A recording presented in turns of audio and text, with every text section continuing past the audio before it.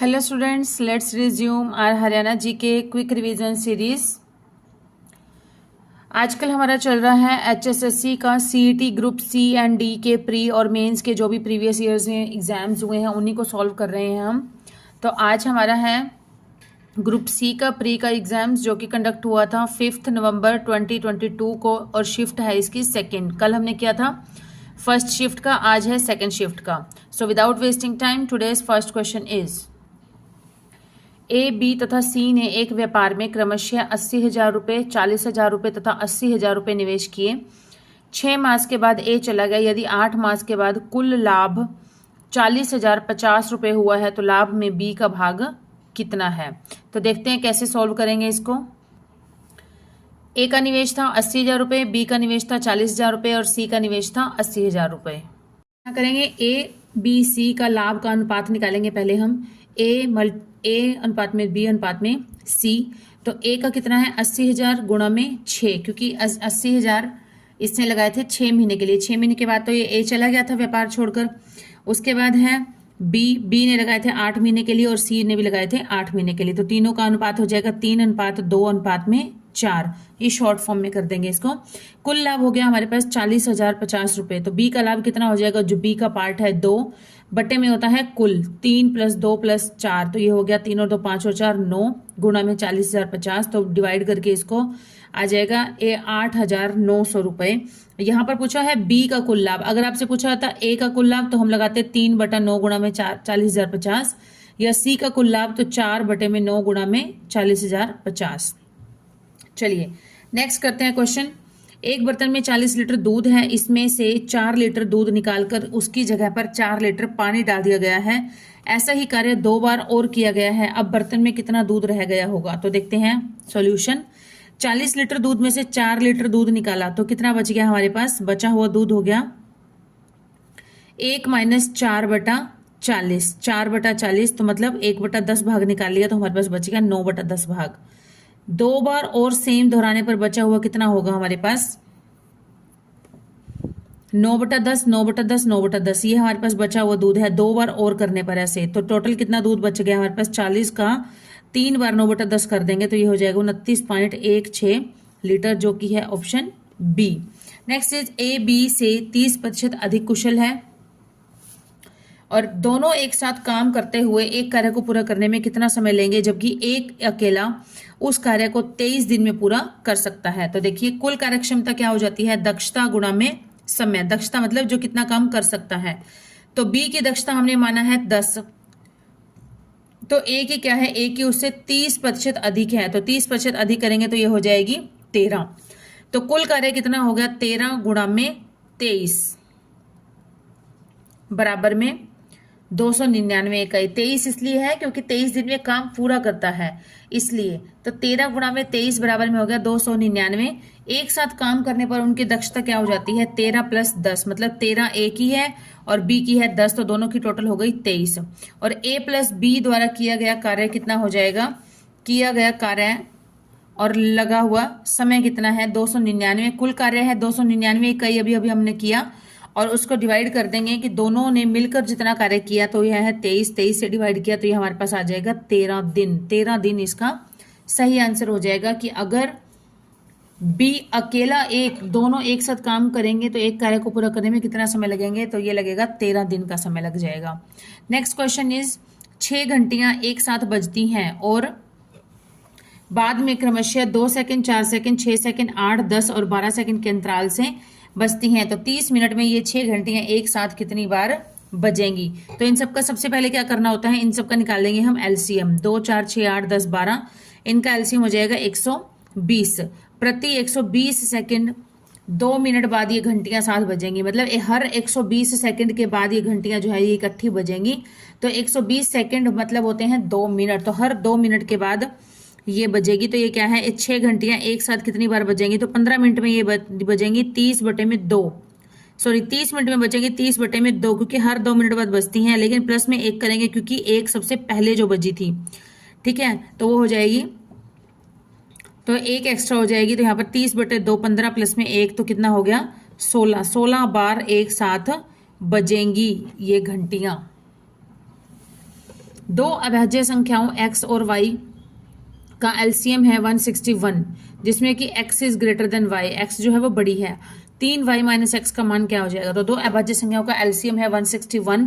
तो हम देखते हैं x और y दोनों ही 161 के अभाज्य गुणनखंड होंगे, है ना। 7 गुना में 23, तो 7 और 23 जो है ये इसके गुणनखंड बन रहे हैं 161 के। तो इसमें बताया क्या गया है, x जो है वो y से बड़ा है, तो x कौन सा हो गया 23 और y हो गया 7। इसलिए अब वैल्यू पुट करेंगे 3y माइनस एक्स में, तो ये क्या हो जाएगा 21, 3 7 21 माइनस 23 इज इक्वल टू हमारे पास हो जाएगा माइनस का 2, आंसर बच जाएगा माइनस का 2, सी ऑप्शन। नेक्स्ट इज यदि m इज इक्वल टू -4 है और n इज इक्वल टू -2 है तो इसकी वैल्यू निकालनी है। तो इसमें हम क्या करेंगे, इसमें इन सबकी पूरी इक्वेशन में हम m और n की वैल्यू पुट कर देंगे। तो देखिए कैसे करेंगे, m क्यूब, तो m की वैल्यू -4 का क्यूब हो गया, माइनस में 3m स्क्वायर m स्क्वायर, तो m की वैल्यू -4 का स्क्वायर प्लस में 3m, m -4 यहाँ पर आ जाएगा 3n, n है -2 तो ये -2 आ गया, प्लस में 3n स्क्वायर, n की वैल्यू होगी -2 का होल स्क्वायर प्लस में -2 का क्यूब। तो सोल्व करेंगे क्या आ जाएगा हमारे पास -138 प्लस में 12, तो माइनस का 126 हमारे पास आंसर बच जाएगा, जो कि है ऑप्शन ए। नेक्स्ट इज यदि 1/3.718 इज इक्वल टू 2.2689 है, तो इसका मान बताना है क्या हो जाएगा। तो हम देखते हैं क्या होगा, देखो सॉल्व करेंगे इसको। 1/3.718 इसकी वैल्यू है ये, तो इसकी वैल्यू निकालनी है। तो इसकी वैल्यू निकालने के लिए हम क्या करेंगे कि पॉइंट हटाएंगे, पहले दशमलव हटाएंगे, तो पॉइंट हटाने के लिए हम क्या कर लेंगे, इसमें उतनी जीरो लगा देंगे, तो उस हिसाब से ये कैंसिल हो जाएगा। तो ये हमारे पास बच जाएगा 2689, पूरा आ गया हमारे पास 2689, मतलब without any decimal. Next is एक धनराशि जो 3 वर्षों में 6 से 1/4% प्रति वर्ष चक्रवृद्धि ब्याज की दर पर, जबकि ब्याज संयोजन वार्षिक है 4913 बन जाती है, तो वह राशि बतानी है कितनी, कौन सी है। तो यहाँ पर ब्याज दर कितना दिया गया है, 6 से 1/4 दिया गया है, तो इसको हमने सीधा लिखा तो 25/4 हो जाएगा, और 1/16 तो यहाँ पर हो जाएगा मूलधन क्या हो जाएगा 16 का क्यूब हो गया, और मिश्रधन क्या हो गया 17 का क्यूब हो गया। तो ये हो जाएगा मूलधन अनुपात में मिश्रधन। तो मूलधन कितना, मिश्रधन कितना दिया गया है 4913, तो ये क्या है 17 का घन हो जाएगा 4913। तो यहाँ पर क्या है हमारा इसकी पावर 3 क्यों लगाया है, क्योंकि 3 वर्ष का समय है। तो यहाँ पर भी ऐसा आना चाहिए जिसका 3 वर्ष का समय आए। तो यहाँ पर क्या हो जाएगा 4096 जो है जिसका राइट आंसर हो जाएगा, 16 का घन हो जाएगा 4096। तो धनराशि जो है वो कितनी हो गई थी 4096 रुपए थी, जो कि बढ़कर मिश्रधन हो जाएगा 4913। एक धनराशि को किसी साधारण ब्याज की दर पर 3 वर्ष के लिए निवेश किया गया, यदि इस धनराशि को उसी समय के लिए 1% अधिक साधारण ब्याज की दर पर निवेश किया जाता, तो यह धनराशि 5100 अधिक अर्जित करती। तो यह धनराशि कितनी है। तो हमने माना कि यहाँ पर x क्या है, धनराशि है x गुणा में मूलधन गुणा में दर गुणा में समय। तो यहाँ पर दर कितनी है r रेट ऑफ इंटरेस्ट हो गया, +1 कर दिया, क्योंकि अगर 1% ज्यादा होती तो +1 कर दिया, गुणा में हो गया 3/100, तो यहाँ पर हो गया इस तरह से ये हो जाएगा। और है हमारे पास बराबर में क्या है 5100, बराबर में क्या है 5100 है हमारे पास। तो 5100, ये 100 इधर चला जाएगा, XR प्लस में X माइनस में XR,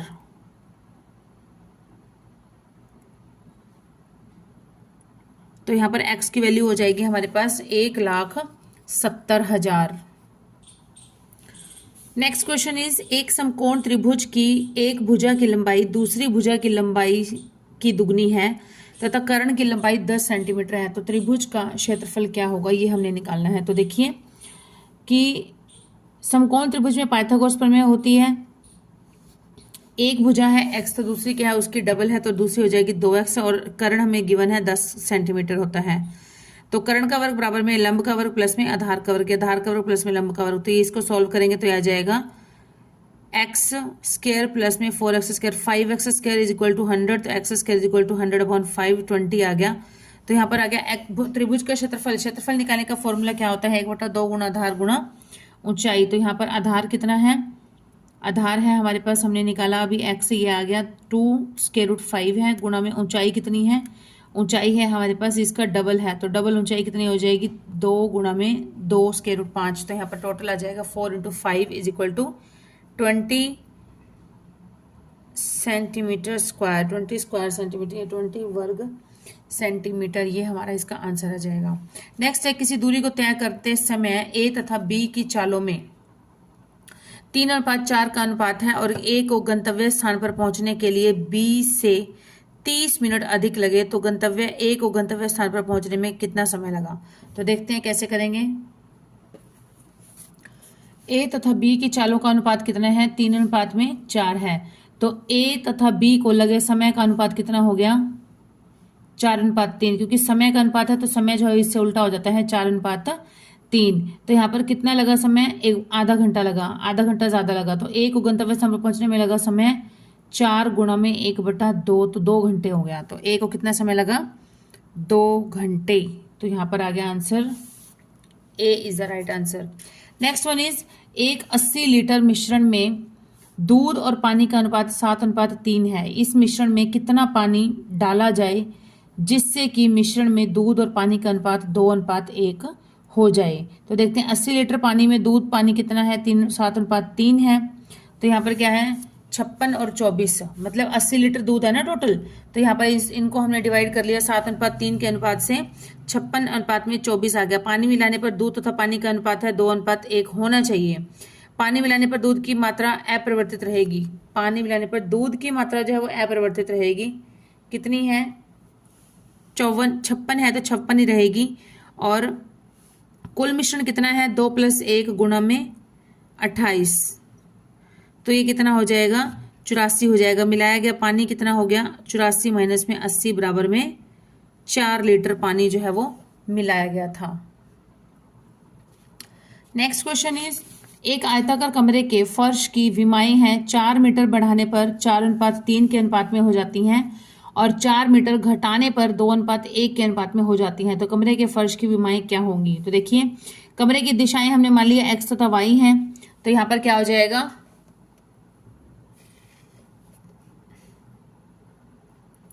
x + y बराबर में है 4, x + y बटे में है y + 4, तो बराबर कितना हो जाता है, ये हो जाता है 4/3 हो जाता है।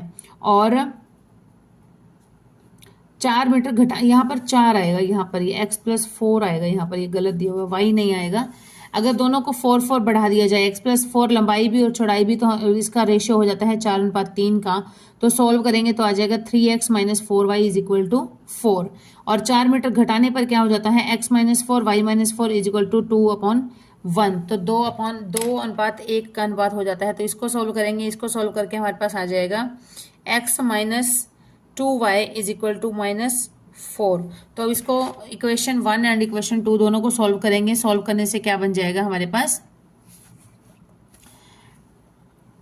y = 8 and x = 2y - 4, value put करी तो यहाँ पर आ गया 12। तो फर्श की भुजाएं कितनी हो जाएंगी, 12 मीटर × 8 मीटर, लंबाई 12 मीटर और चौड़ाई 8 मीटर।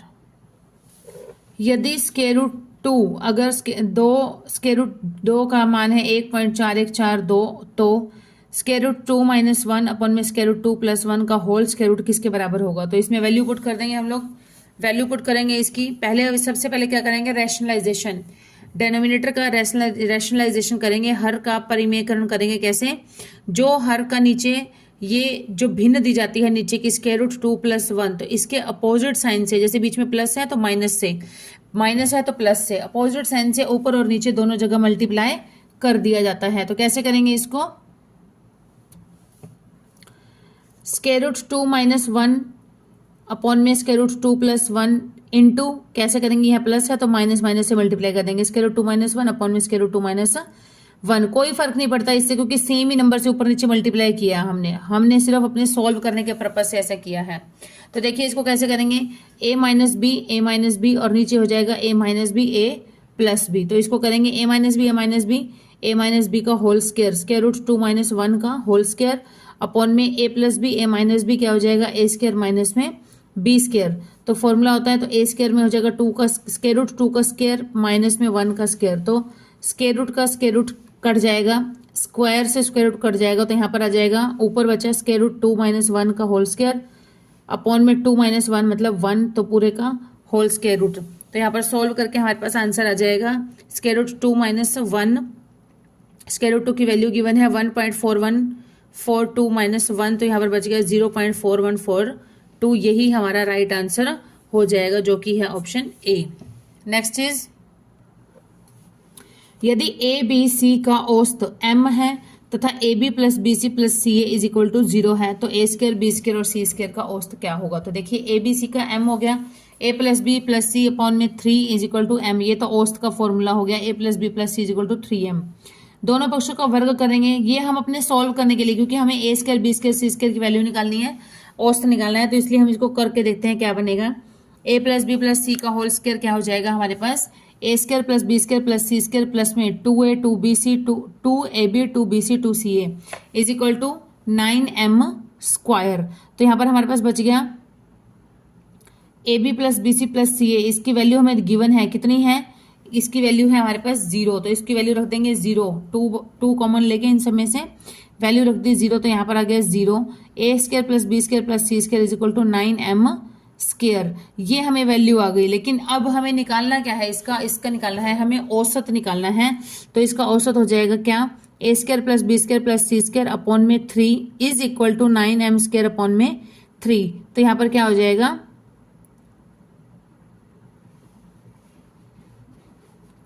ये 3 जो है तो इसकी वैल्यू आ जाएगी 3m square. Next question is यौगिक के बारे में निम्नलिखित में से कौन सा कथन सही है। यह घटक पदार्थों के गुणधर्मों को दर्शाता है। प्रत्येक नए पदार्थ का संगठन सदैव स्थायी होता है। घटकों को केवल रासायनिक या विद्युत रासायनिक अभिक्रियाओं द्वारा ही पृथक किया जा सकता है। तो इसमें से राइट आंसर है हमारा ए, जो कि है बी एंड सी। बी और सी जो ऑप्शन है वो इसके राइट है। यौगिक क्या होता है, यौगिक एक यौगिक 2 या 2 से अधिक तत्वों से बना एक पदार्थ होता है जिसे द्रव्यमान के द्वारा निश्चित अनुपात में संयोजित किया जाता है। इसके गुण होते हैं, एक यौगिक के गुण उसके घटकों से पूरी तरह अलग होते हैं। घटकों को केवल रासायनिक अभिक्रियाओं द्वारा ही पृथक किया जा सकता है। एक यौगिक का निश्चित सूत्र होता है। एक यौगिक में गलनांक और क्वथनांक निश्चित होते हैं। तो कथन बी और सी जो है वो बिल्कुल सही है। नेक्स्ट है निम्नलिखित में से कौन सा कथन या कौन से कथन जो है वो कोलाइडी विलयन के गुणधर्मों के विषय में सही है। कोलाइड एक विषमांगी मिश्रण है। जब कोलाइड को शांत छोड़ दिया जाता है तब विलय कण तल पर बैठते हैं, अर्थात कोलाइड जो है वो अस्थायी होते हैं। कोलाइड इतने बड़े होते हैं कि प्रकाश की किरण को प्रकीर्ण करते हैं तथा उसके मार्ग को दृश्य बनाते हैं। तो इसका राइट आंसर है ए और सी जो है वो सही है, दोनों कथन। नेक्स्ट देखेंगे इसका एक्सप्लेनेशन। कोलाइडी विलयन क्या होता है। कोलाइडी एक ऐसा मिश्रण होता है जिसके कणों का आकार वास्तविक विलयन और निलंबन के बीच का होता है, और कोलाइडी कण हमें नग्न आंखों से दिखाई नहीं देते हैं। इनको एक अल्ट्रा माइक्रोस्कोप की सहायता से देखा जा सकता है। कोलाइडी विलयन को गुणधर्म है इसके, कोलाइडी एक विषमांगी मिश्रण है। कोलाइड्स इतने बड़े होते हैं कि मिश्रण की प्रकाश की किरण को प्रकीर्ण करते हैं, अर्थात जब प्रकाश की किरण कोलाइड से होकर गुजरती है तो कण प्रकाश को सभी दिशाओं में परावर्तित कर देता है, जिसे टिंडल प्रभाव कहते हैं। जब कोलाइड कण को शांत छोड़ दिया जाता है तब विलय कण तल पर नहीं बैठते हैं। तो अतः कथन ए और सी जो है वो सही है।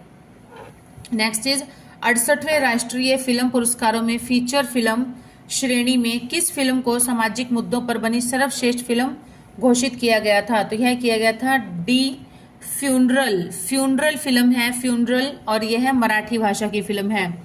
68वें राष्ट्रीय फिल्म पुरस्कारों में फीचर फिल्म श्रेणी में फ्यूनरल है, यहाँ पर फ्यूनरल है। मराठी फिल्म को सामाजिक मुद्दों पर बनी सर्वश्रेष्ठ फिल्म घोषित किया गया। इस फिल्म के निर्माता थे आरोट वेलंकर।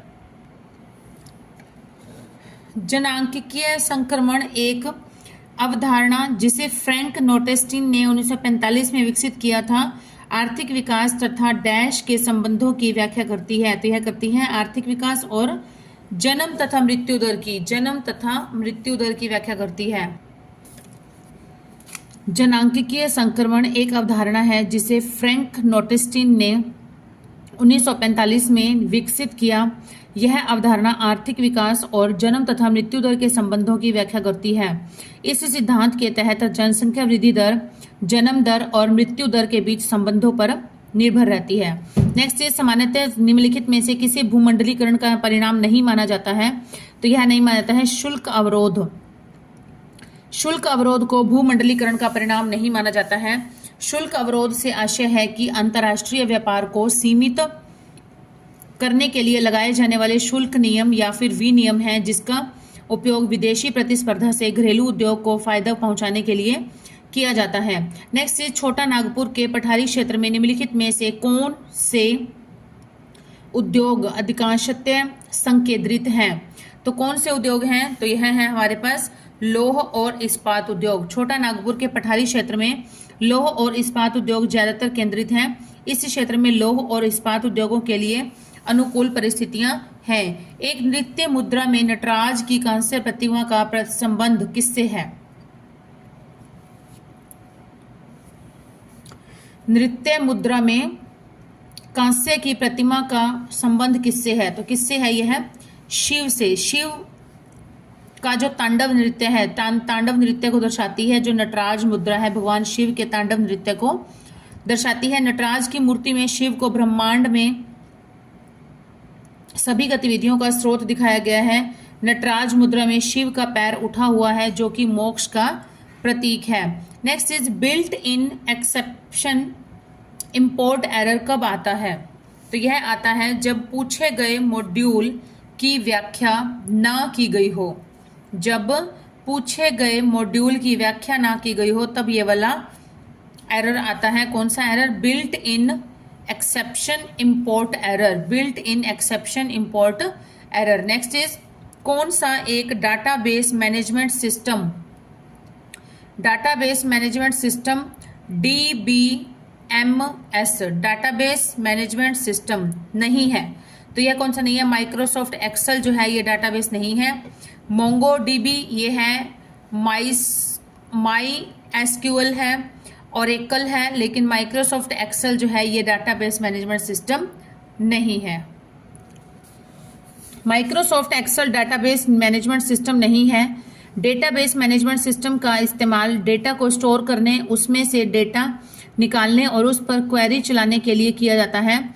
माइक्रोसॉफ्ट एक्सेल का उपयोग डेटा को सारणीबद्ध तरीके से एक टेबुलर फॉर्म में, टेबल के फॉर्म में व्यवस्थित करने और उसका विश्लेषण करने के लिए इसका प्रयोग किया जाता है, MS एक्सेल का। नेक्स्ट है उस नेटवर्किंग टोपोलॉजी को क्या कहेंगे जहां हर एक संवाद उपकरण एक केंद्रीय नोड से जुड़ा हुआ है? तो उसको कहते हैं स्टार टोपोलॉजी। स्टार टोपोलॉजी कहते हैं जिस नेटवर्किंग टोपोलॉजी में हर संवाद उपकरण एक केंद्रीय नोड से जुड़ा होता है उसे स्टार टोपोलॉजी कहते हैं। स्टार टोपोलॉजी नेटवर्क की एक लोकप्रिय व्यवस्था है। इसका उपयोग मुख्यतः LAN के लिए किया जाता है। LAN local area network. Next is निम्नलिखित में से कौन सा एक सेकेंडरी मेमोरी का उदाहरण नहीं है? तो यह है रोम, ROM रीड ओनली मेमोरी। ये जो है ये सेकेंडरी मेमोरी का उदाहरण नहीं है। मेमोरी कार्ड है, हार्ड डिस्क ड्राइवर है, HDD हार्ड डिस्क ड्राइव है, CD-ROM है, ये सारे हैं, ये हमारे सेकेंडरी मेमोरी का उदाहरण हैं। रीड ओनली मेमोरी एक तरह की मेमोरी है जिसमें डेटा को केवल पढ़ा जा सकता है, इसमें लिखा नहीं जा सकता है। यह प्राथमिक मेमोरी का भाग होती है और रोम में मौजूद डेटा कंप्यूटर को शुरू करने पर काम करने के लिए जरूरी होता है। रोम और रैम की तुलना में रोम जो है वो रैम की तुलना में आकार में बड़ी होती है और महंगी होती है। रोम बड़ी होती है रैम से। भारत के संविधान का अनुच्छेद 395 जो कि संविधान का अंतिम अनुच्छेद भी है, निम्नलिखित में से किसके प्रावधान के बारे में बताता है? तो यह बताता है भारतीय स्वतंत्रता अधिनियम। भारतीय स्वतंत्रता अधिनियम 1947 का निरसन, इसके बारे में बताता है। क्या है इसमें? भारतीय संविधान का अनुच्छेद 395 भारतीय स्वतंत्रता अधिनियम 1947 के निरसन से संबंधित है। इसके अतिरिक्त भारतीय संविधान लागू होने की तिथि किसी से भारतीय स्वतंत्रता अधिनियम 1947 निरस्त हो जाएगा। नेक्स्ट इज नियति के साथ साक्षात्कार। भारत की आजादी का एक प्रसिद्ध भाषण है। नियति के साथ साक्षात्कार प्रसिद्ध भाषण है और जिसे भारत की संविधान सभा के निम्नलिखित में से किस सदस्य ने दिया था? तो यह दिया था JL नेहरू, जवाहरलाल नेहरू जी ने दिया था। नियति के साथ साक्षात्कार या ट्रस्ट विद डेस्टिनी भाषण जो है वो भारत के प्रथम प्रधानमंत्री जवाहरलाल नेहरू जी ने दिया था। यह भाषण उन्होंने भारत की आजादी से पहले रात को दिया था, जिसे उसे 20वीं सदी के महानतम भाषणों में से एक माना जाता है। इस भाषण को ट्रस्ट विद डेस्टिनी। कठोर सतह जैसे पत्थर अथवा धातु पर उत्कीर्ण लिखाई के अध्ययन को क्या कहते हैं?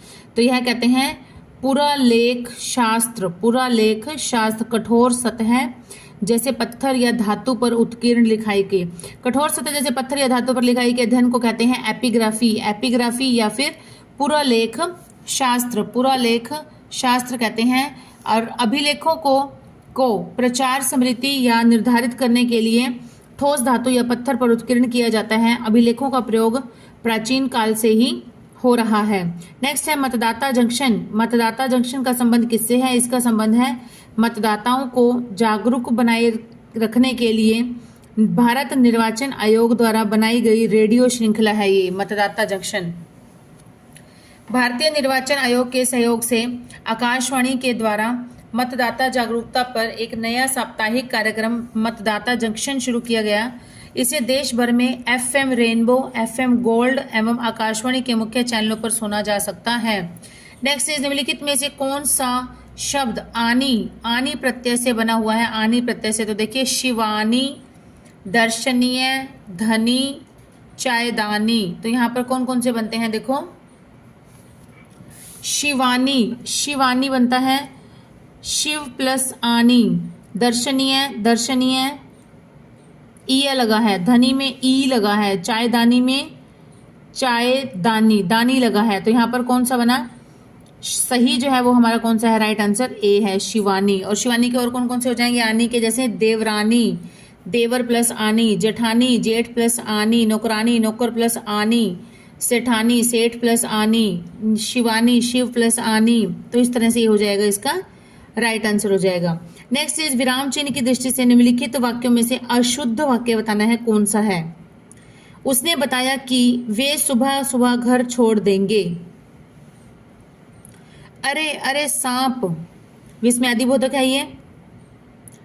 काश इस नए मेहमान को नजदीक से देखा जा सकता। तो काश के बाद जरा सा पोज आएगा और एक्सक्लेमेटरी साइन आएगा, वो लगा हुआ है, और लास्ट में पूर्ण विराम आएगा। बीच में कोई ऐसा हाव भाव नहीं है, सिंपल है सब। नेक्स्ट है हम जानते हैं कि वह बुद्धिमान भी है और कुशल भी है।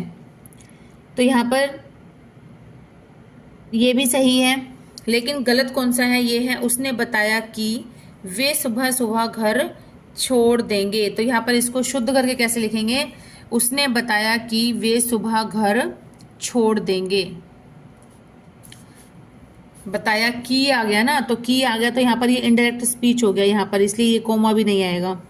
नेक्स्ट है कैंधो ऋतुराज काज अवनी अवसास लेत किंधो यह ग्रीष्म की भीषण लुहार है। तो इसमें वाक्यांश किस अलंकार का उदाहरण है? किस अलंकार का उदाहरण है? यह है संदेह अलंकार। संदेह अलंकार का उदाहरण है ये।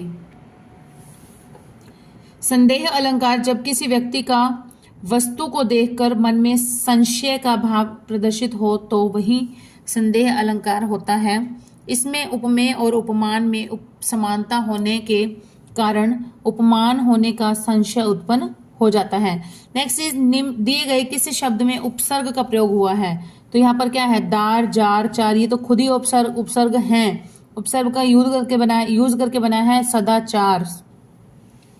सदाचार शब्द में सत्य उपसर्ग है और आचार जो है वो मूल शब्द है। जो शब्दांश शब्द से पहले जुड़कर उनके अर्थ में कुछ विशेषता लाते हैं उन्हें उपसर्ग कहते हैं।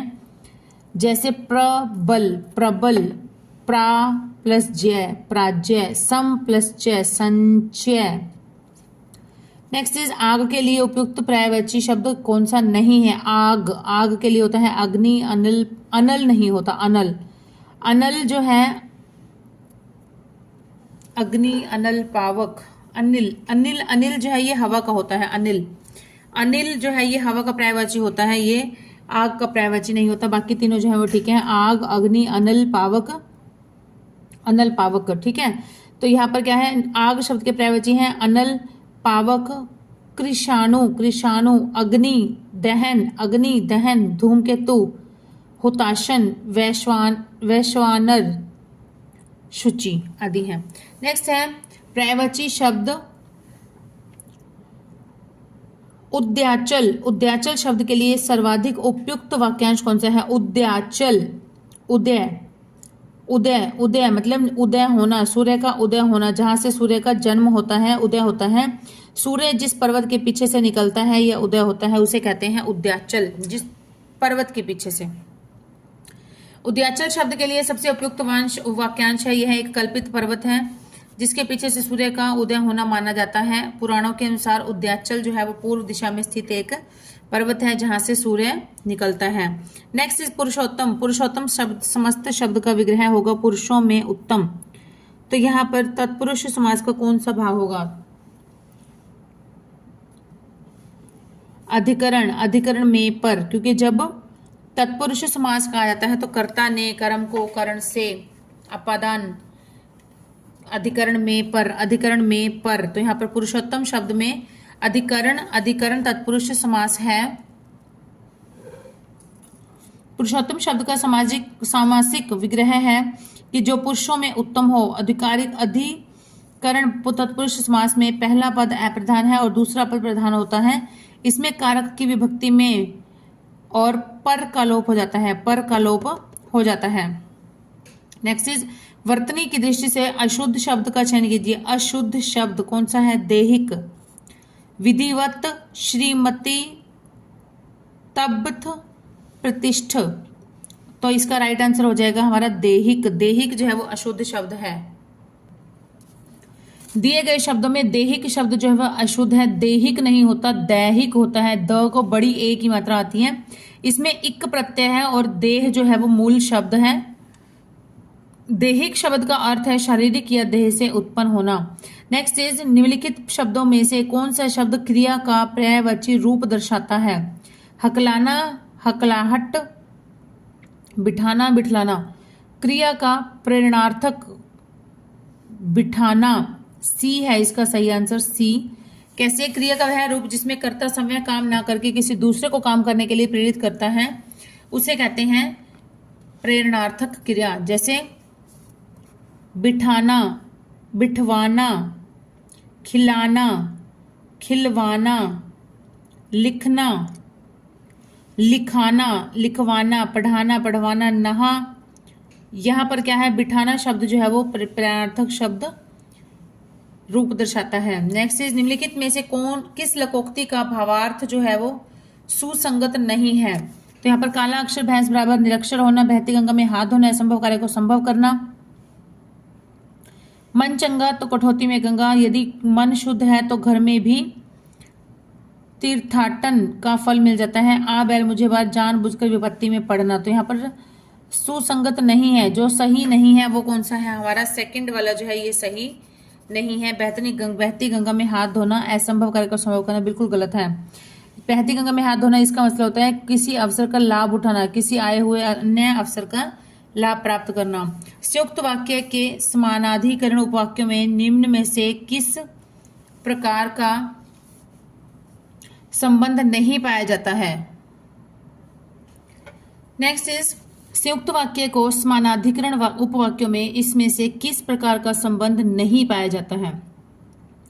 तो यह है ए, विधेयवाचक नहीं पाया जाता है। संयुक्त वाक्य के मुख्य उपवाक्यों को समानाधिकरण उपवाक्य कहते हैं क्योंकि वे एक दूसरे पर आश्रित नहीं रहते हैं। ये 4 प्रकार के होते हैं। कौन कौन से? विभाजक, संयोजक, परिणाम बोधक और विकल्प सूचक। विधेयवाचक इसके अंतर्गत नहीं आता है। विधेयवाचक जिन वाक्यों में क्रिया का होना या क्रिया जारी होना पाया जाता है वह वाक्य विधेयवाचक कहलाता है। नेक्स्ट इज निम्नलिखित में से कौन सा विकल्प तद्भव शब्द का उदाहरण नहीं है? तद्भव का उदाहरण नहीं है कौन सा? भक्त। तद्भव वह शब्द होते हैं जो कि संस्कृत भाषा से परिवर्तन करके हिंदी में सम्मिलित किए जाते हैं। बरस जो है वो तद्भव है। वर्ष का हो जाएगा बरस, वर्षा का हो जाएगा बरखा, भ्रमर का हो जाएगा भोरा, भक्त का हो जाएगा भगत। मैं आपका डैश हूं। वाक्य के रिक्त स्थान के लिए कृतघ्न का सर्वाधिक उपयुक्त विलोम शब्द बताइए। कृतघ्न का होता है कृतज्ञ विलोम शब्द होता है इसका। कृतज्ञ होता है जो उपकार या नेकी को मानता हो और कृतघ्न होता है जो किसी के द्वारा किए गए उपकार को भूल जाने वाला हो। नेक्स्ट इज दिए गए वाक्यों के किस विकल्प में कारक चिन्ह का सर्वाधिक उपयुक्त प्रयोग हुआ है? तो यहाँ पर है तितली फूल में रस पी रही है, पूर्ण विराम है। खेतों में हल चल रहे हैं। किस डाली में आम लटक रहे हैं? बाढ़ के जल से पूरा घर डूब गया है। तो यहाँ पर है कौन सा जो है वो सही है? वो है खेतों में हल चल रहे हैं, ये जो है वो बिल्कुल सही है। तो इनके बाकियों में क्या प्रॉब्लम है देखें। तितली फूल में रस नहीं होता, तितली फूल से रस पी रही है। खेतों में हल चल रहे हैं ये तो ठीक है। किस डाली में आम लटक रहे हैं नहीं होता, किस डाली पर आम लटक रहे हैं होता है। बाढ़ के जल से पूरा घर डूब गया है, बाढ़ से पूरा घर डूब गया है। बाढ़ के जल, बाढ़ तो अंडरस्टूड ही है, जल से ही बाढ़ आती है ना, तो बाढ़ का जल अलग से लिखने की जरूरत नहीं होती। बाढ़ से पूरा घर डूब गया है। नेक्स्ट क्वेश्चन इज निम्नलिखित में से कौन सा संधि का एक प्रकार नहीं है? समवृद्धि संधि, अयादि संधि, दीर्घ संधि, यण संधि। तो कौन सी नहीं है? यहाँ पर है समवृद्धि संधि, कोई टाइप की संधि नहीं होती है। तो संधि के 5 भेद होते हैं, कौन कौन से? दीर्घ संधि, गुण संधि, अयादि संधि, वृद्धि संधि और यण संधि। नेक्स्ट है rearrange the following parts of a sentence labelled as PQRS to make a meaningful sentence. तो यहां हो जाएगा the only victories which leave no regret are those which are gained over ignorance. ये इसकी राइट आंसर बनेगा D. देखिए the appropriate sequence is RPSQ। The only victories which leave no regret are those which are gained over ignorance. Next is choose the alternative which best express the given in active voice. It is being read by us. तो यहाँ पर क्या हो जाएगा? we us को change करेंगे तो क्या बन जाएगा? we is being है, is being को किस में चेंज किया होगा? is MR को चेंज किया होगा is being में, तो यहाँ हो जाएगा we are। मेन वर्ब है read, तो we are reading it, we are reading it, तो सी इसका सही आंसर हो जाएगा। Next is read the sentence and grammatical mistake बतानी है किसमें है। If the scientist was seemed to be excited over the result of his experiment. यहां पर क्या है? द साइंटिस्ट वॉज सीम्ड, तो यहाँ पर वॉज सीम्ड नहीं आएगा, ये सेंटेंस यहाँ पर ही गलत है। तो यहाँ पर क्या हो जाएगा? बी जो पार्ट है, बी जो ऑप्शन है, ए पार्ट है जिसमें वो उसमें प्रॉब्लम है, वो सही नहीं है। The scientist seemed to be excited over the result of his experiment. इसमें क्या होगा? सिंपल पास्ट आएगा, तो सिंपल पास्ट में लगती है सिंपल वर्ब की सेकंड फॉर्म। वॉज नहीं आएगा, अगर वॉज आ जाएगा तो वो हमारा क्या हो जाएगा? पैसिव वॉइस बन जाएगा। बट सेंटेंस हमारा किस में गिवन है? सेंटेंस तो एक्टिव वॉइस में गिवन है। Next is read the passage and 49, 50 and 51 question बताना है। Find a word from the above passage which is the antonym of legal. Legal का एंटोनियम क्या हो जाएगा? इजी है, इलीगल। इलीगल होता है रिलेटेड टू द, लीगल होता है related to the law, and antonym हो जाएगा इसका इलीगल या क्रिमिनल या इविल या wrong. Next is the skin and bones of tiger are also used dash. किस में यूज की जाती है? तो इसका आंसर जो है वो इस लाइन में है, देखिए, the trade of tiger skins and the use of their bones in traditional medicine में यूज होता है। इसका राइट आंसर है डी। नेक्स्ट है the major threat to tiger population is, कौन सा है मेजर थ्रेट? ये है पोचिंग फॉर ट्रेड के लिए, मतलब व्यापार के लिए शिकार करना, इनका यही सबसे बड़ा थ्रेट है।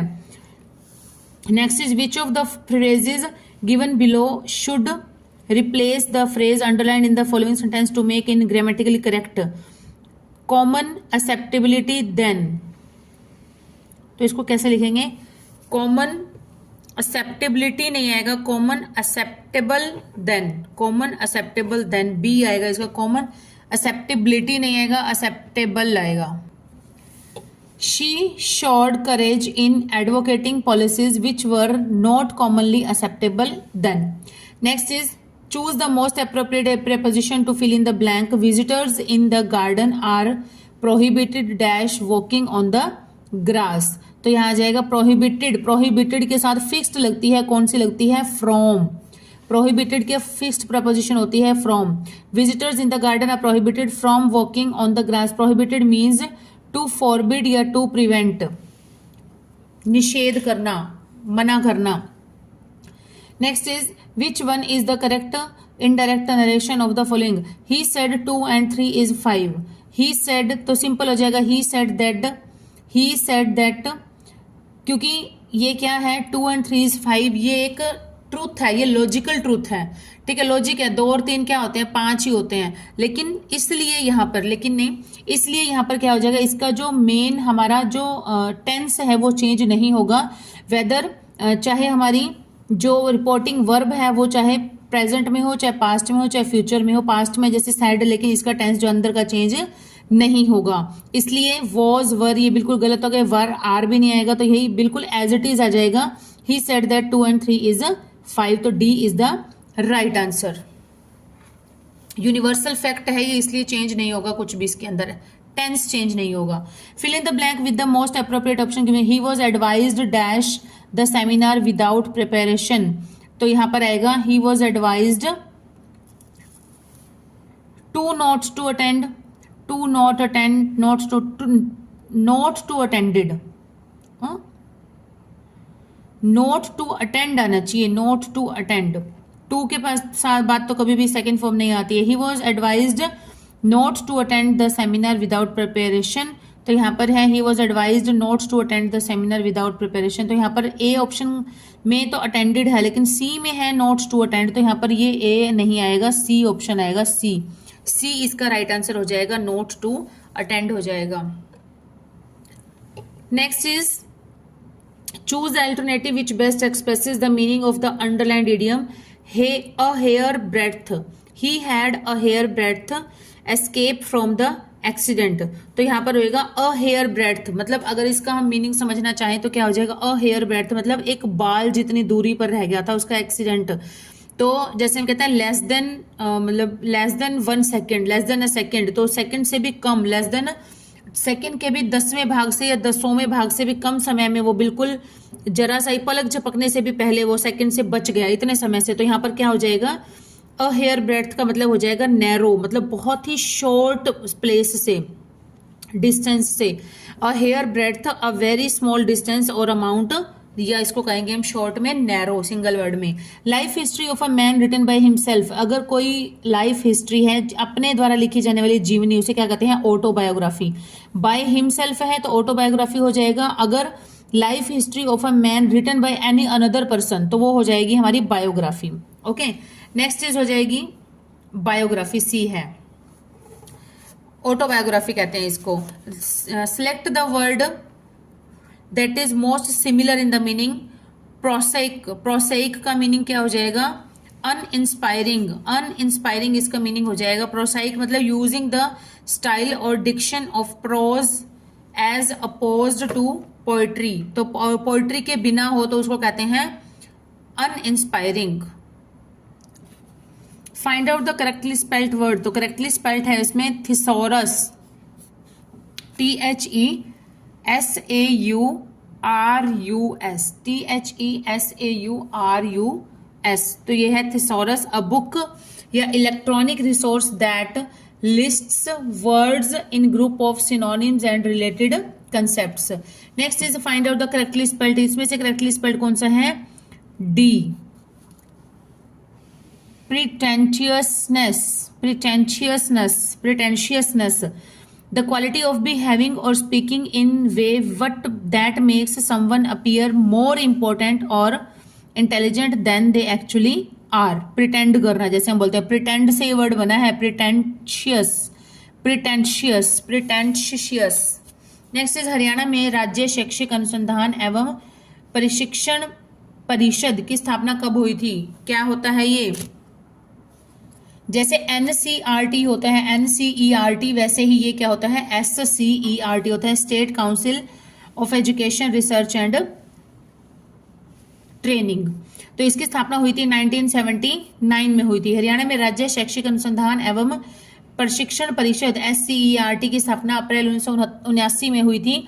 इसकी स्थापना स्कूली शिक्षा को नए आयाम देने के लिए राज्य शिक्षा संस्थान और राज्य विज्ञान संस्थान को मिलाकर की गई थी। और इसका मुख्यालय कहाँ पर है? इसका मुख्यालय है गुरुग्राम, हरियाणा में।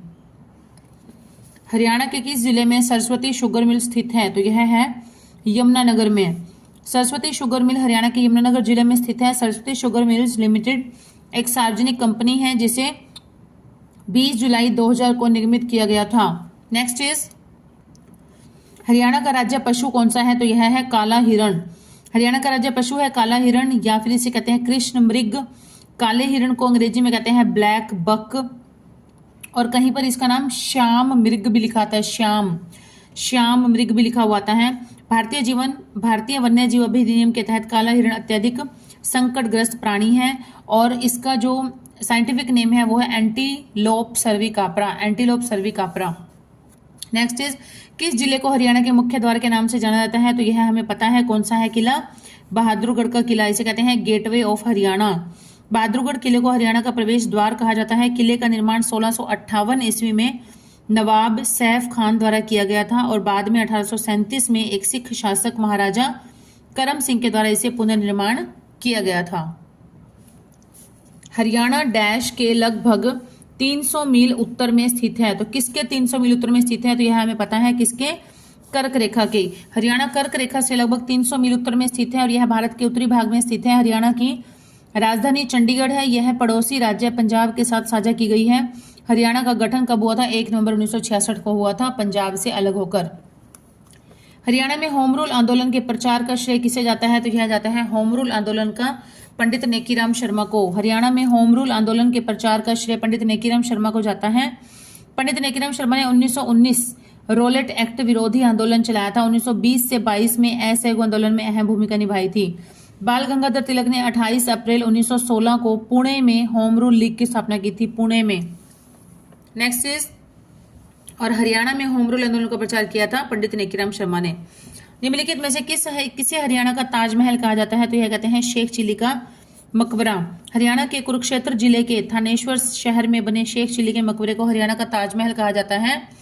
इस मकबरे को बनाने में उसी संगमरमर पत्थरों का इस्तेमाल किया गया है जिससे ताजमहल बना है, तथा इसकी बनावट भी ताजमहल जैसी ही है। निम्नलिखित में से किसी लोक नृत्य रूप का निष्पादन पुरुषों के द्वारा नहीं किया जाता है? तो डमरू किया जाता है, चौपाइयां की जाती हैं, डफ किया जाता है, लेकिन जो लूर है, लूर नृत्य जो है ये केवल महिलाओं के द्वारा किया जाता है।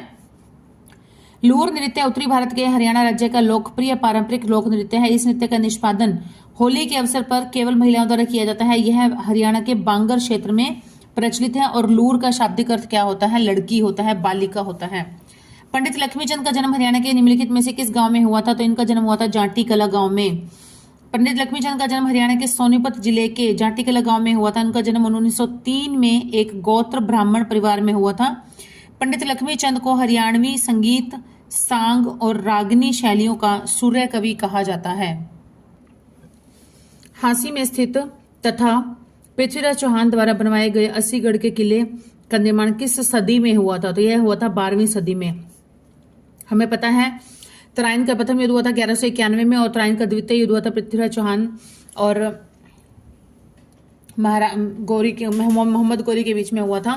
तो वो हुआ था 1192 में। तो उस समय कौन सी सदी थी? 12वीं सदी थी, क्योंकि 1192 में तो इनकी मृत्यु हो गई थी और 1168 में इनका जन्म हुआ था। तो कौन सी सदी थी? वो 12वीं सदी थी। हरियाणा हरियाणा के हांसी में स्थित अस्सीगढ़ का निर्माण पृथ्वीराज चौहान ने 12वीं शताब्दी में करवाया था। अस्सीगढ़ किला, जिसे हांसी का किला भी कहा जाता है, हरियाणा के हांसी में आमटी झील के पूर्वी तट पर स्थित है और बाद में जॉर्ज थॉमस ने इसे अपना बना लिया था और इसका नाम दे दिया था जहाजगढ़ की कोठी। जहाजगढ़ या जहाज की कोठी से नाम दे दिया गया था। नेक्स्ट है, हरियाणा के किस जिले में साक्षरता दर सबसे अधिक है? तो यह है गुरुग्राम में। हरियाणा में सबसे ज्यादा साक्षरता दर है गुरुग्राम जिले में स्थित है। साल 2011 की जनगणना के अनुसार गुरुग्राम की साक्षरता दर 84.7% है। इसके बाद पंचकुला की है 81.9% है। 31 दिसंबर 2017 के दिन हरियाणा में प्रारंभ की गई BBY योजना का विस्तृत रूप क्या है? BBY क्या है? भावांतर भरपाई योजना। कब चली गई थी?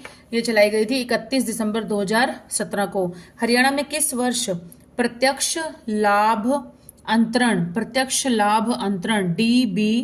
DBT योजना का शुभारंभ किया गया था? तो यह था 2013 में। प्रत्यक्ष लाभ अंतरण योजना की शुरुआत भारत में 1 जनवरी 2013 को हुई थी। इस योजना का उद्देश्य योजना के तहत सब्सिडी और लाभों को लाभार्थियों के बैंक अकाउंट में डालना है। नेक्स्ट इज, हरियाणा में प्रति व्यक्ति बिजली की खपत वर्ष 2020-21 तक बढ़ाकर कितनी हो गई है? तो यह हो गई है 1805.45 यूनिट। हरियाणा में प्रति व्यक्ति बिजली की खपत 2020-21 तक बढ़कर 1805.45 यूनिट हो गई है। हरियाणा में बिजली की मांग की लगातार बढ़ोतरी हो रही है और वर्ष 2024 के आर्थिक सर्वेक्षण के अनुसार हरियाणा में प्रति व्यक्ति बिजली खपत बढ़कर 2022-23 में 2272 यूनिट हो गई प्रति वर्ष प्रति व्यक्ति। हरियाणा राज्य बजट के वित्तीय वर्ष 2022-23 में कुल बजट का कितना प्रतिशत पुलिस क्षेत्र में व्यय करने के लिए निर्धारित किया गया है? तो यह किया गया है 4.6%।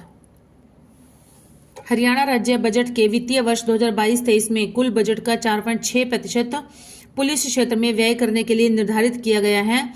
वर्ष 2024-25 के लिए हरियाणा सरकार ने 1,89,876.61 करोड़ रुपए का बजट पेश किया गया और वर्ष 2024-25 बजट के अनुसार हरियाणा ने अपने कुल व्यय का 4.2% पुलिस के लिए आवंटित किया है 24-25 के बजट के अनुसार। रोहतक का शौरी बाजार हरियाणा का सबसे बड़ा डैश बाजार है। तो किस चीज का बाजार है? यह है कपड़े का बाजार है। एशिया का सबसे बड़ा कपड़ा बाजार है शौरी बाजार, जो कि है हरियाणा के रोहतक जिले में स्थित है और यह एशिया का सबसे बड़ा थोक कपड़ा बाजार है। 1951 ईस्वी में स्थापित शौरी चेक मार्केट में थोक और खुदरा की 1200 से अधिक दुकानें हैं। नेक्स्ट इज, 1958 में हुए राष्ट्रमंडल खेलों में स्वर्ण पदक लाने वाले पहले कुश्तीबाज कौन है? तो यह है लीलाराम सांगवान। 1958 में हुए राष्ट्रमंडल खेलों में स्वर्ण पदक जीतने वाले लीलाराम सांगवान थे। उन्होंने पुरुषों की 100 किलोग्राम फ्री स्टाइल श्रेणी में जीत हासिल की थी और निम्नलिखित में से हरियाणा के किस व्यक्तित्व को विज्ञान एवं अभियांत्रिकी क्षेत्र में 2022 का पद्मश्री सम्मान प्रदान किया गया? तो यह किया गया था मोतीलाल मदान। हरियाणा के मोतीलाल मदान को विज्ञान और इंजीनियरिंग के क्षेत्र में साल 2022 का पद्मश्री सम्मान मिला था और 2022 में पद्मश्री पुरस्कारों के लिए हरियाणा से चुने गए अन्य लोग कौन कौन से हैं? देखते हैं। नीरज चोपड़ा, सुमित अंतिल, ओम प्रकाश गांधी और राघवेंद्र तंवर। नेक्स्ट है, हरियाणा में रानी लक्ष्मीबाई अवार्ड किस क्षेत्र में दिया जाता है? तो यह दिया जाता है खेल के क्षेत्र में दिया जाता है, महिलाओं को दिया जाता है। हरियाणा में रानी लक्ष्मीबाई पुरस्कार खेल के क्षेत्र में दिया जाता है। यह पुरस्कार खेल में उत्कृष्ट योगदान देने वाली महिला खिलाड़ियों को दिया जाता है और इस पुरस्कार के साथ 2 लाख रुपए नकद राशि भी दी जाती है। भैंस की किस प्रजाति को ब्लैक गोल्ड ऑफ हरियाणा कहा जाता है? काला सोना कहा जाता है। तो यह कहा जाता है मुर्रा नस्ल विश्व की सबसे अधिक दूध देने वाली भैंस है। इसे हरियाणा राज्य का गौरव कहा जाता है तथा उच्च विक्रय मूल्य के कारण मुर्रा भैंस को हरियाणा का काला सोना कहा जाता है। मुर्रा भैंस के दूध में वसा की प्रतिशत मात्रा अधिक होती है। नेक्स्ट इज, 1913 में पंजाब उच्च न्यायालय के पहले मुख्य न्यायाधीश के रूप में किसे नियुक्त किया गया था? तो यह किया गया था गोपाल सिंह को। 1913 में पंजाब उच्च न्यायालय के पहले मुख्य न्यायाधीश बने थे गोपाल सिंह। पहले भारतीय जो थे वो गोपाल सिंह थे। भारत के पहले मुख्य न्यायाधीश माननीय न्यायमूर्ति हीरालाल जे कन्या थे। नेक्स्ट है हरियाणा राज्य के पहले वित्त आयोग का गठन कब हुआ था? पहला वित्त आयोग का गठन हुआ था 31 मई 1994 को। पहले वित्त आयोग का गठन किया गया था 31 मई 1994 को किया गया था। हरियाणा के छठे वित्त आयोग के चेयरमैन पी राघवेंद्र राव तथा सदस्य सचिव विकास गुप्ता हैं। छठे वित्त आयोग के चेयरमैन हैं पी राघवेंद्र राव तथा सदस्य सचिव विकास गुप्ता हैं। एम के गांधी को पलवल रेलवे स्टेशन से किस दिन गिरफ्तार किया गया था? तो यह किया गया था 10 अप्रैल 1919 को। 10 अप्रैल 1919 को महात्मा गांधी को पलवल रेलवे स्टेशन से गिरफ्तार कर लिया गया था। उस दिन वे रोलट एक्ट के खिलाफ पंजाब जा रहे थे। यह घटना महात्मा गांधी की पहली गिरफ्तारी थी। इस गिरफ्तारी के बाद गांधी को पुलिस मुंबई ले गई और 11 अप्रैल 1919 ईस्वी को वहीं से छोड़ा गया। हरियाणा के जिले महेंद्रगढ़ का प्राचीन नाम क्या है? महेंद्रगढ़ का प्राचीन नाम है कानोड़। हरियाणा के महेंद्रगढ़ जिले का प्राचीन नाम कानोड़ था। कानोड़िया ब्राह्मणों ने इस शहर को बसाया था, इसलिए इसका नाम कानोड़ रख दिया गया था। 1861 ईस्वी में पटियाला रियासत के शासक महाराजा नरेंद्र सिंह ने अपने बेटे के नाम पर इसका नाम महेंद्रगढ़ रख दिया था 1861 में। शिवालिक की पहाड़ियां हरियाणा के किस जिले में नहीं है? तो यह किस जिले में नहीं है? यह है सिरसा में नहीं है। यमुनानगर, पंचकुला, अंबाला में है। शिवालिक पहाड़ियां हरियाणा के सिरसा जिले में नहीं पाई जाती हैं। ये पहाड़ियां हरियाणा के अंबाला, पंचकुला और यमुनानगर जिले के कुछ हिस्सों में पाई जाती हैं। शिवालिक पहाड़ियां बाहरी हिमालय की एक पर्वत श्रृंखला है। नेक्स्ट क्वेश्चन है, कथन है कुछ सेब अंगूर हैं, सभी अंगूर केले हैं, कुछ आलू बुखारे अंगूर हैं। तो निष्कर्ष क्या है? कुछ केले आलू बुखारे हैं, कुछ सेब केले हैं, सभी केले अंगूर हैं। तो इसका डायग्राम देखते हैं। सबसे पहले हमें डायग्राम देख के समझ आता है कैसे। देखिए, सेब जो है, कुछ सेब इसमें से क्या है? ये है अंगूर, ठीक है। और सभी जो अंगूर हैं वो क्या है? केले हैं। सारे अंगूर जो है वो केले हो गए। और कुछ आलू बुखारे अंगूर हैं, ये आलू बुखारे हो गए। और आलू बुखारे क्या है? वो भी अंगूर हैं कुछ, ठीक है। तो इसका क्या सही बनेगा? तो इसका सही बनेगा कि कुछ केले आलू बुखारे हैं। कुछ केले आलू बुखारे हैं, हाँ ये सही है बिल्कुल। देखो, केले का जो ये वाला पार्ट है, ये पार्ट आलू बुखारे के उसमें भी तो शेयर में आ रहा है। तो इसका मतलब क्या हो गया कि कुछ केले जो है वो आलू बुखारे हैं, ये सही है। कुछ सेब केले हैं, कुछ सेब केले हैं। तो सेब और केले ये इस एक ही इस सर्कल को भी क्रॉस कर रहा है, तो ये भी सही होगा। कुछ सेब केले हैं। कुछ सभी केले अंगूर हैं, सभी केले अंगूर हैं, ये गलत है। सभी अंगूर केले हैं पर सभी केले अंगूर नहीं है, ये गलत है। थर्ड वाला जो है ये गलत हो जाएगा। इसलिए हमारा राइट आंसर क्या हो जाएगा? सी, कि केवल 1 और 2 जो है ये बिल्कुल सही है। नेक्स्ट है, इस प्रतिमान में अल्फा का मान क्या होगा? अल्फा का मान यहाँ पर देखिए, x alpha l is equal to 2, p alpha h is equal to 2, l alpha f is equal to 2। तो यहाँ पर इसका आंसर हो जाएगा हमारे पास a का जो वैल्यू है, a की मतलब a क्या चीज है, यहाँ पर अल्फा जो है वो क्या चीज है? वो है डिवाइड। अल्फा का मतलब है यहाँ पर डिवाइड। नेक्स्ट देखिए, PQRST एक पिकनिक पर गए। P क्यू का पुत्र है, किंतु क्यू P का पिता नहीं है। क्यू P का पुत्र नहीं है तो क्यू इसकी माता हो गई, है ना। R S का पुत्र है, R जो है वो S का पुत्र है, जो P का भाई है। P जो है वो R का भाई है। R और P दोनों भाई हो गए और S का पुत्र हो गया। S का पुत्र हो गया तो S क्या हो गया? इसका पिता हो गया। तो ये बताना है T का S से क्या संबंध है। T P का भाई है, जो P का भाई है। अच्छा, T S की पत्नी है। T जो है वो S की पत्नी है।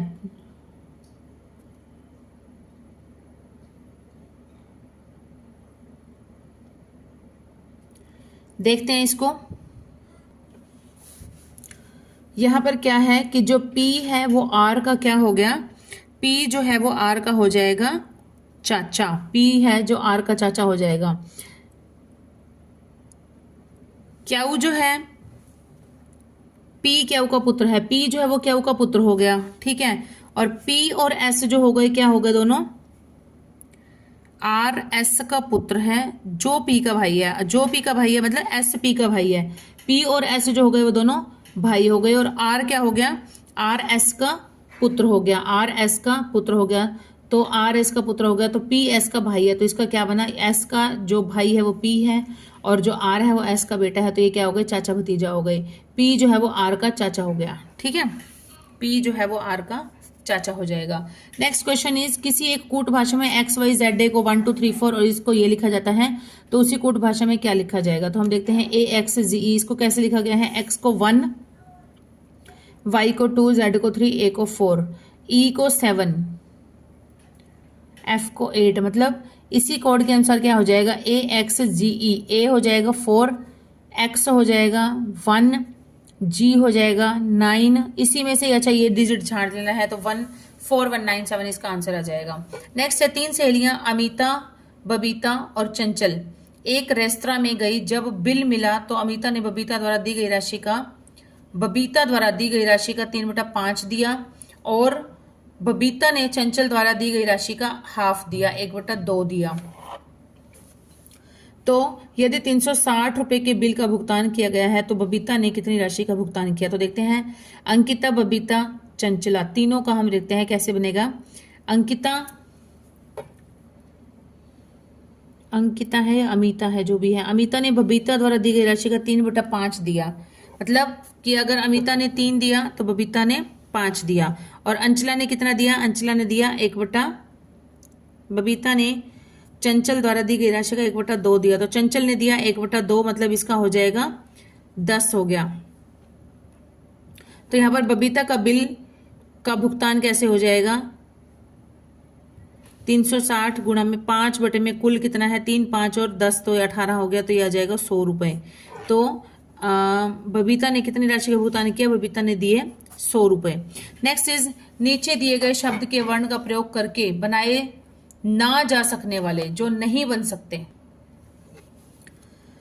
वेरीफाइड, फ्राइड, FRIED, ये बन सकता है FRIEND, ND, N तो इसके अंदर है ही नहीं, सिंपल सी बात है, फ्रेंड नहीं बन सकता क्योंकि फ्रेंड में N अक्षर आया है जो कि ऊपर दिया हुआ ही नहीं है। नेक्स्ट है, किसी एक कूट भाषा में DFGHJ को ये लिखा जाता है, तो इसी कूट भाषा में ऑडिट को किस प्रकार लिखा जाएगा, +2 सब में प्लस कर किया हुआ है, तो A+2 हो जाएगा C, U+2 हो जाएगा W, D में 2 ऐड किया तो F और K और V, तो ये हमारा आंसर हो जाएगा D, राइट आंसर हो जाएगा। ऐसे संख्या संयोजन का चयन कीजिए जिसके अनुसार अक्षरों को व्यवस्थित किए जाने से एक सार्थक शब्द बनाया जा सके। तो देखते हैं क्या बनता है, मोबाइल बनेगा, इसका तो सिंपल ही दिख रहे, तो MOBILE, मोबाइल बन गया, इसमें बिल्कुल इजी सा दिख रहा था, डी ऑप्शन हो जाएगा डी। नेक्स्ट, निम्नलिखित में से किस भिन्न पद कौन सा है, हिंद महासागर, बंगाल की खाड़ी, अरब सागर और प्रशांत महासागर। तो यहाँ पर क्या है, प्रशांत महासागर जो है वो अलग है, कैसे, हिंद महासागर, अरब सागर और बंगाल की खाड़ी तीनों एक ही जलखंड है, लेकिन प्रशांत महासागर जो है वो इनसे अलग है। नेक्स्ट है, ऐसे सही विकल्प का चयन कीजिए जिसमें शब्द उसी प्रकार से संबंधित हो जैसे नीचे दिए गए हैं। गायक का हो जाएगा गायक दल, तो इसी रूप में ही दूसरा कौन सा है इसके अंदर, ऑप्शंस में से बताना है हमें। गायक का गायक दल हो गया, कलाकार का हो गया चित्र बनाना, लुटेरे, लूट, संगीतज्ञ, गाना, पुष्प गुलदस्ता। तो यहाँ पर कौन सा हो जाएगा, पुष्प गुलदस्ता, क्योंकि गायक एक गायक हो गया, उसका ग्रुप को कहते हैं गायक दल, है ना। तो यहाँ पर पुष्प एक फूल हो गया, उसके ग्रुप को कहते हैं गुलदस्ता। तो इस तरह से ये राइट आंसर हो जाएगा। नेक्स्ट इज, ऐसे सही विकल्प का चयन कीजिए जो नीचे दिए हुए के समान हो, 11, 120, 25 डैश। तो यहाँ पर हो जाएगा 624 आना चाहिए। कैसे, देखो 11 का वर्ग क्या होता है 121, माइनस में 1 हो गया 120, तो 25 का वर्ग क्या होता है 625 में से 1 माइनस किया तो 624। ये इसका राइट आंसर हो जाएगा। ABCDE तथा F एक वृत्ताकार आकृति में केंद्र के और मुंह करके बैठे हैं। D B के निकटस्थ है और B जो है वो F का बिल्कुल पास का पड़ोसी नहीं है। C A और D के बीच में बैठा है। F का पड़ोसी कौन है, तो यहाँ पर देखेंगे हम, सबसे पहले हम क्या करेंगे, C को बिठा देंगे बीच में। C जो है वो A और D के बीच में बैठा है, ठीक है। और क्या हो गया, डी जो है वो बी के दाईं ओर बैठा है, डी जो है वो बी के दाईं ओर, बी का यहाँ पर हमने बी बैठाया तो बी का बायां ये होगा, बी का दायां ये होगा, दायां ओर हो गया डी। ठीक है, बच्चा कौन हमारे पास, ई और एफ। बी एफ का पड़ोसी नहीं है, बी एफ का पड़ोसी नहीं है तो बी एफ जो है वो बी से दूर हो जाएगा, यहाँ पर हो जाएगा। ठीक है, तो यहाँ पर बच गया हमारे पास ई बच गया, तो ई यहाँ पर आ जाएगा जो एफ का बी का पड़ोसी हो जाएगा। तो एफ का पड़ोसी कौन है, एफ के पड़ोसी हो गए ए और ई, एफ के पड़ोसी हो गए ए और ई। नेक्स्ट है, आपके द्वारा कार्यस्थल पर किए गए परिश्रम का श्रेय आपके एक सहयोगी जो आपका अच्छा मित्र भी है ने ले लिया, तो आप क्या करेंगे। मतलब अगर कोई काम है, कोई भी ऑर्गेनाइज करनी है, कुछ भी चीज, कोई भी प्रोजेक्ट बनाना है, वो बनाया तो आपने, लेकिन उसका क्रेडिट जो है वो आपका कोई एक खास दोस्त ले गया, तो आप क्या करेंगे। परिश्रम करना जारी रखेंगे क्योंकि परिश्रम का परिणाम सदैव अच्छा होता है। अपने कार्य की समय प्रशंसा करने लगेंगे, नौकरी छोड़ देंगे या अन्य सहयोगियों के सामने उसकी आलोचना करेंगे। तो हम देखिए इस तरह का जो भी क्वेश्चन होता है ना, इसमें गुस्सा तो बहुत आता है इस तरह की अगर कंडीशन हो जाए कि अगर आपने खुद ने बहुत एफर्ट्स किए हों लेकिन उसका क्रेडिट कोई और ले जाए, बहुत गुस्सा आता है। तो हम एक्चुअल में रियल लाइफ में ऐसा नहीं करते, लेकिन जो हमें यहाँ पर आंसर देना होता है वो हमें एक पॉजिटिव वाइब्स के अकॉर्डिंग आंसर देना होता है। कोई भी नेगेटिविटी, गुस्सा बहुत आता है, बहुत नेगेटिव भी हो जाते हैं, आर्ग्यूमेंट भी हो जाते हैं, फाइट भी हो जाती है, बहुत कुछ हो जाता है, लेकिन क्या है कि हमें ना ही तो आलोचना करनी है, ना ही नौकरी छोड़नी है। मतलब नेगेटिव काम कोई भी नहीं करना होता है, हमें पॉजिटिव जो आंसर है उसी को ही लेके चलना होता है और पॉजिटिव आंसर ही कंसिडर किया जाता है। हमें एक्चुअल कंडीशन, एक्चुअल जो हमारा रिएक्शन होगा उसको नहीं दिखाना होता यहाँ पर। तो यहाँ पर हमारा जो राइट आंसर रहेगा वो रहेगा परिश्रम करना जारी रखेंगे क्योंकि परिश्रम का परिणाम सदैव अच्छा होता है, लेकिन एक्चुअल में ऐसा होता नहीं है। इस श्रृंखला में P का मान ज्ञात कीजिए। तो P का मान क्या हो जाएगा, P जो है वो मिसिंग है 1/3 1/9, तो यहाँ पर क्या है, 1/3 से गुणा कर दिया, 1/1 अगर माने यहाँ पर तो 1 को 3 से गुणा किया, 3 को 3 से 9 9 3 27 आ जाएगा, यहाँ पर 1/27 आ जाएगा, 1/27 आना चाहिए आंसर इसका, C answer. Next and the last question of this question paper, नीचे दिए गए विकल्पों में से लुप्त संख्या ज्ञात कीजिए। तो यहाँ देखते हैं 55 6 8 61, कितना कितना डिफरेंस है, 55 56, 1 का 56 58, 2 का 58 61, 3 का फिर हो गया 4 का, फिर आगे 5 का आना चाहिए, तो 65 और 5 कितना हो जाएगा 70। बिल्कुल आसान था। तो स्टूडेंट्स आज तक हम जो है वो 10 क्वेश्चन पेपर पूरे सॉल्व कर चुके हैं, 100 into 10 मतलब 1000 क्वेश्चंस और मोर देन 1000 क्वेश्चंस, क्योंकि हर क्वेश्चन के एक्सप्लेनेशन भी साथ में ही है। तो more than 1000 questions we have done PYQs, और इसको आप अच्छी तरह से रिपीट कर करके बार बार ये वीडियोस, ये जो प्लेलिस्ट है इसको देख लीजिएगा। एक ही प्लेलिस्ट के अंदर मैंने सारे के सारे क्वेश्चन पेपर, जो 10 क्वेश्चन पेपर पूरे कराए हैं मैंने आपको लगातार, ये सारे क्वेश्चन पेपर हम लोग सॉल्व कर चुके हैं। इनको अच्छे से देख लीजिएगा ताकि आपकी तैयारी जो है वो और भी स्ट्रांग हो जाए। जल्दी मिलेंगे नए किसी और टॉपिक के साथ, नए किसी क्वेश्चंस को लेकर। Till then keep studying and keep hard working and please do support my channel. आप सपोर्ट करते हैं, मुझे बहुत अच्छा लगता है, बहुत मोटिवेशन मिलता है। करते रहिए और हम लोग सब मेहनत ऐसे करते रहेंगे। Okay students, bye.